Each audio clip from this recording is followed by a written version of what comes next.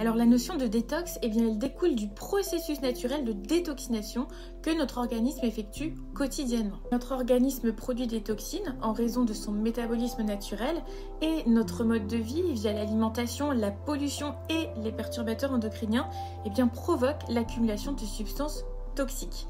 La détox vise donc à nettoyer et neutraliser ces toxines, principalement grâce à l'action cruciale du foie dans la dégradation de ces déchets, mais y compris dans les hormones et notamment les œstrogènes. Et en cas de surcharge du foie, une dégradation inadéquate des œstrogènes peut conduire à leur réintroduction dans la circulation sanguine sous une forme nuisible, contribuant ainsi à une dominance des œstrogènes et pouvant aggraver des troubles hormonaux existants.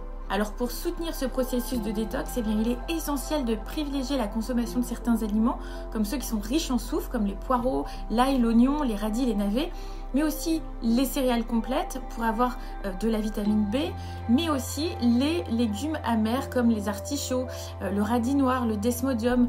Ce sont des plantes qui vont vraiment aider le foie dans ce processus de détox.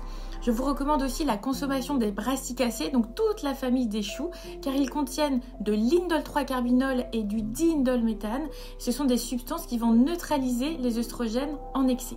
Et dans le cadre d'une hygiène de vie axée sur la détox, il y a aussi d'autres aspects à prendre en compte, notamment la consommation d'aliments biologiques pour éviter d'assimiler des pesticides, mais aussi l'application de cosmétiques bio pour éviter les perturbateurs endocriniens. Essayez aussi de bouger et de transpirer et d'avoir une bonne gestion du stress. Tout ça permet d'avoir une détox optimale.